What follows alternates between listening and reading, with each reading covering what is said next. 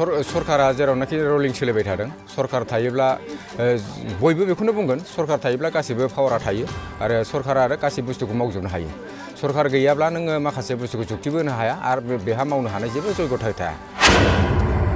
पावाराव थायोब्ला बेखौ एसेब्लाबो सोंखारिखागोन खारन बिसोर मिलायनो हानाय खुनु परिबेसन गैया गावबा गाव पार्टिखौ सिगाङाव दोननो थाखाय बयहाबो नाजायो दा जायफोरा सरकाराव थायो बिथांमोना मोजां मावदों बिथांमोनखौ मोजां मावदोंब्लाबो हयथ' सोरबा बेरेखा हान्जाफ्रा बेयो मोजां मेगनजों नुहुरा खारन बिस्रा बुंनो मोननाया बिसोरनि थाखाय लाबालाब जाहैबाय परिबेसखौ नायनानै बयबो बुजिनो हादों बोथोरनि हालोदा जेनेबा दा सोलायनाया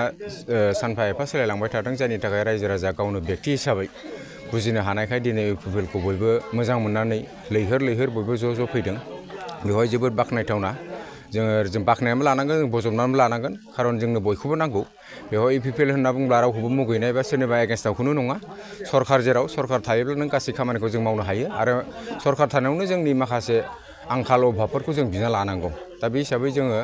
मोजां मोनदों मोनफ्रोमबो जायगाफ्राव मोनफ्रोमबो एरियाफ्राव थांनानै रायजो राजाजों मोखां होनो हानानै रायजो राजाजों अभाब अभियोग जों माखासे जुक्ति होनो हानानै बुजिलायनो हानानै जों जथेस्थ' गोजोननाय मोनदों आरो बाथ्राया जाहैबाय सरकारा जेरावनाखि रलिं सोलिबाय थादों सरकार थायोब्ला बयबो बेखौनो बुंगोन सरकार थायोब्ला गासिबो पावारा थायो आरो सरकारा आरो गासै बुस्थुखौ मावजोबनो हायो सरकार गैयाब्ला नोङो माखासे बुस्थुखौ जुक्तिबो होनो हाया आरो बेहा मावनो हानाय जेबो जयग'था थाया दा बे हिसाबै सरकाराव थानाय हिसाबै बयबो जाय बुस्थुखौ नोंहा अभाब थायो जाय बुस्थुखौ नोंहा दरखार बेखौ बिना लानांगौआ जाय व्यक्ति बिनि बहुद दरखार आरो दा बिनि थाखाय बयबो रायजो राजाफ्रा जथेस्थ' इउपिपिएल हान्जायाव सहाय आरो मदद होदों बयबो जयनिं जादों मोजां मोनदों मावबाय थादों जेराव 5 बोसोरानो जायाखै 3 बोसोरावनो जेरैबायदि मावना होदों बे जथेस्थ' गोजोननाय दङ दा बेवहाय हयथ' फुरा जुदि 5 बोसोर जायोबा हयथ' जोंनि साननाय हनाय माखासे माबाफ्रा 100 नङाब्लाबो हयथ' 75 जाहैगोन बेखौ जों आसा दं बाथ्राया जाहैबाय जों बिथांमोनजों दान्थे बिदान्थि बुंनांगौ जोंहा खुनु टाइम गैया सम गैया बिथांमोननि बे मोनसे कर्तब्यखा बुंनांगौखा बबेबा मोनसे पावाराव थायोब्ला बेखौ एसेब्लाबो सोंखारिखागोन खारन बिसोर मिलायनो हानाय खुनु परिबेसन गैया गावबा गाव पार्टिखौ सिगाङाव दोननो थाखाय बयहाबो नाजायो दा जायफोरा सरकाराव थायो बिथांमोना मोजां मावदों बिथांमोनखौ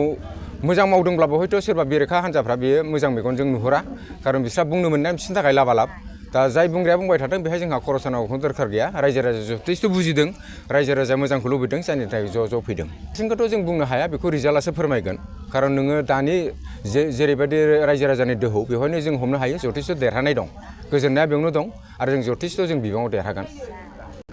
बुस्थुआ जाहैबाय जोंनिल' बाथ्रा फैयो बेहाय रायजो राजा जथेस्थ' नोजोर दङ जेरावनाखि जाय मानाव गेदेर जयन्त बसुमतारिया समाज सिबियारि सासे जेराव आबसुआव मावबोखानाय आरो आबसुजों मावनाया बिथांमोना जथेस्थ' गोबाव सम मावबोखानाय जथेस्थ' एक्सपिरियेन्स दङ रायजो राजाजों हाबना मावो समाजजों गोरोबना मावो रायजो राजानि थाखायनो मावबाय थादों बेवहाय खुनु जोंहा माबा मोनसे सन्देह थानांगौ दरखार गैया बिथाङा सासे एमएलए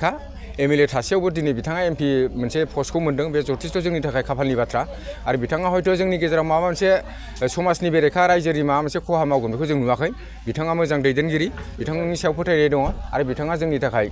दिल्लीयाव थांनानै मोजां खामानि मावगोन जोंहा बेखौ नेनानै दङ आरो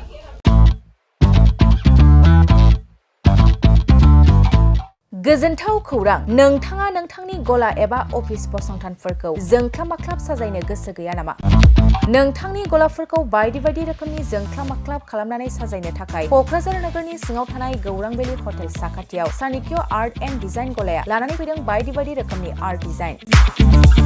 क'क्राझार नोगोरनि सिङाव थानाय गौरां भेलि हटेल साखाथियाव चाणक्य आर्ट एन्ड डिजाइन गलाया नोंथांमोननि थाखाय लानानै फैदों नोंथांनि गलाखौ जोंख्लाब माख्लाब खालामनो गोबां रोखोमनि आर्ट डिजाइन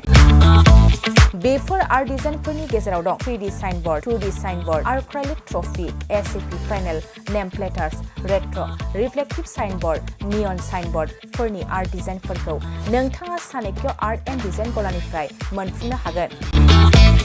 बेनि अनगायैबो इनग्रेविं सार्भिस आर्क्राइलिक लेटार काटिं MDF जालि काटिं लग' ग्राफिक्स डिजाइन आरो कास्टमाइज गिफ्ट आइटेम्सफोरखौ नोंथांमोननि गलानि थाखाय चाणक्य आर्ट एन्ड डिजाइन गलाया लानानै फैदों आर्ट डिजाइन